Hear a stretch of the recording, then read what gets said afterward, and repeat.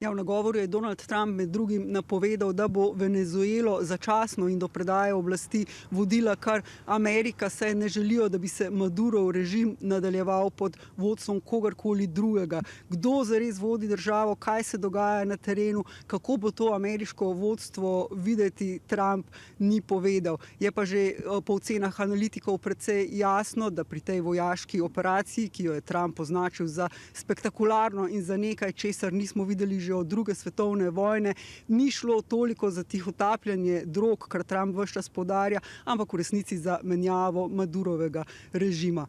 Poleg tega je Trump tudi dejal, da je Amerika bila in je pripravljena na drugi napad, ampak kot kaže, zdaj to ne bo potrebno. In v vseh teh nejasnostih, kaj se bo dogajalo naprej v Venezueli in kako bo Amerika prevzela oblast in kasneje sodelovala z Venezuelo, kot je napovedal Trump, se pojavljajo še številna druga resna vprašanja, predvsem vprašanja o kršitvah mednarodnega prava in o zakonitosti te vojaške operacije, saj Trump zanjo ni iskal niti soglasja v kongresu.